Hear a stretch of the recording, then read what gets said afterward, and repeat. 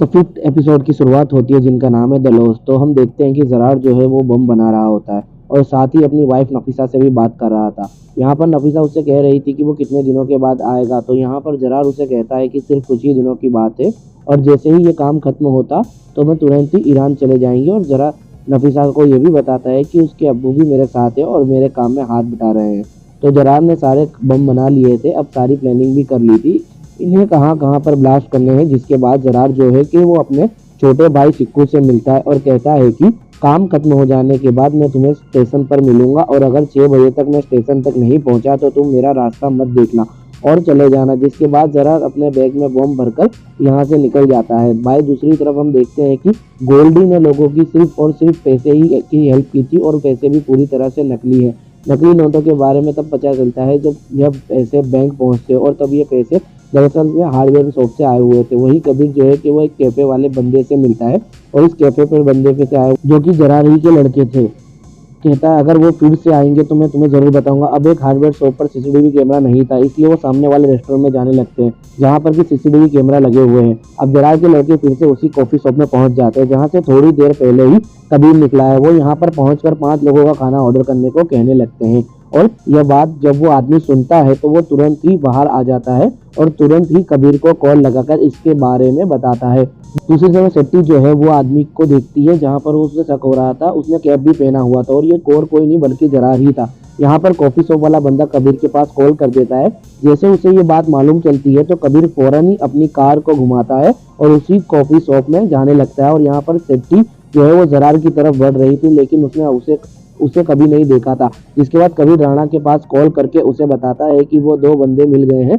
तब राणा सेट्टी को ये बताता है कि तब सेट्टी और राणा भी कॉफी शॉप के लिए निकल पड़ते हैं और वो लोग जरार को यहाँ पर छोड़ देते हैं क्योंकि उसे बस डाउट था। जिसके बाद जरार यहाँ पर जो बैग लेकर आया था उस बैग को इसी रेस्टोरेंट में छोड़कर यहाँ से चला जाता है। दूसरी तरफ सिक्कू भी इस बैग को ठिकाने लगा रहा था लेकिन यह एक पब्लिक प्लेस था और यहीं पर कुछ पुलिस वाले भी जो कि सिक्कू को देख लेते हैं और उन्हें सिक्कू पर डाउट होने लगता है इसलिए वो लोग सिक्कू को पकड़ लेते हैं और उन्हें मालूम चलता है कि यह तो सिक्कू है। ये सेट्टी और राणा जैसे ही उस रेस्टोरेंट से निकलते हैं और थोड़ी आगे जाते हैं तभी अचानक से उस रेस्टोरेंट में बहुत बड़ा ब्लास्ट होता है। ये देखकर सेट्टी पूरी तरह से हैरान रह गई थी और तभी उनके पास एक कॉल आता है और मालूम चलता है कि सिक्कू जो है वो पकड़ा गया है।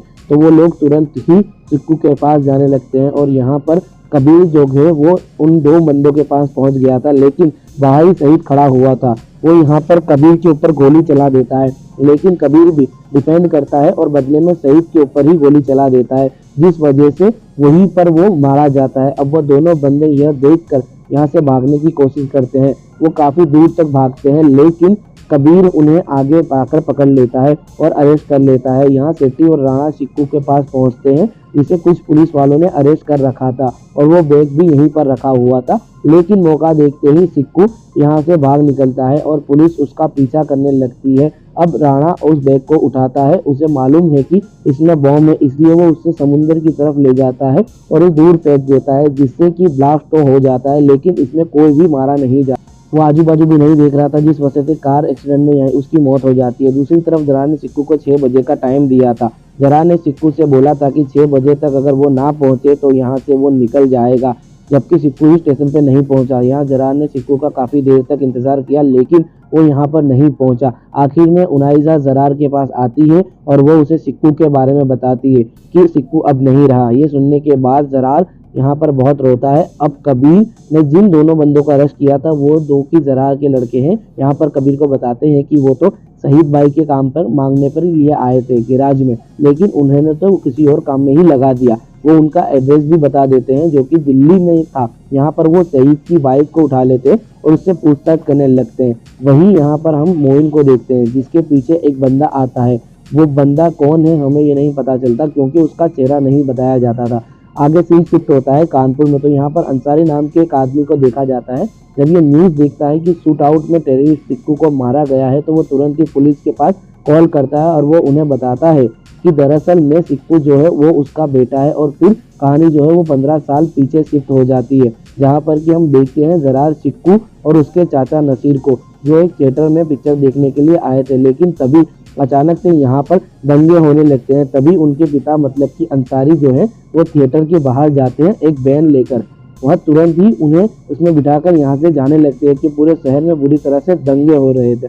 जिसके बावजूद वो लोग किसी तरह से अपने घर पहुंच जाते हैं और अंसारी अपने भाई नसीर को फैक्ट्री जाने को कहता है और कहता है कि वहाँ पर जो भी लोग होंगे उन्हें वापस लेकर आ जाना। और अंसारी अपने घर पर अपने बच्चों के साथ था, तभी दरवाजे पर कुछ लोग आते हैं और वो अंसारी को बताते हैं कि उसकी फैक्ट्री में कुछ लोगों ने आग लगा दी है। और जब वो जाकर देखते हैं तो जरार देखता है कि इस फैक्ट्री में आग लगा दी गई है और उसके चाचा भी इस फैक्ट्री में जलकर मारे गए हैं, जिस वजह से अंसारी को बहुत दुख होता है और वो इससे मूव ऑन नहीं कर पा रहा था। और उन्हें पिता को इस तरह से दुखी देखकर जरार बिल्कुल भी अच्छा नहीं लग रहा था। आखिर उनके साथ एक ऐसा हो सकता है। जब जरार, जो कि रफीक नाम के आदमी के पास जाने लगता है, रफीक जरार को अच्छी अच्छी बातें सिखाता है और रफीक जरार से ये भी कह रहा था कि उसने उसके चाचा नासिर को भी अच्छी अच्छी बातें सिखाई हैं। मतलब कि यहाँ पर रफीक जो है वो जरार का ब्रेन वॉश कर रहा था और उसे पूरी तरह से इंडिया की तरफ भड़का रहा था। अब सीन प्रेजेंट में आता है जहाँ पर कि सिक्कू के माता पिता वहां पर पहुंच चुके थे और उसकी लाश को देखकर बुरी तरह से रो रहे थे। यहाँ पर कबीर उनसे कहता है कि फॉर्मेलिटी होने के बाद आप इस लाश को ले जा सकते हैं, लेकिन सिक्कू की माँ उनसे कहती है कि इस लाश को ले जाने की कोई ज़रूरत नहीं है, क्योंकि ये लोग तो हमारे लिए पहले ही मर चुके थे। बस लाश का आज मालूम चला ये लोग देश के गद्दार हैं और ये अगर देश के गद्दार हैं तो ये हमारे भी दुश्मन हुए। दूसरी तरफ नफीसा की माँ, मतलब कि जरार की सासू माँ का, उन्हें बता देती है कि वो लोग दरभंगा में रहते हैं और इसी के साथ एपिसोड 5 भी यहाँ पर खत्म हो जाता है।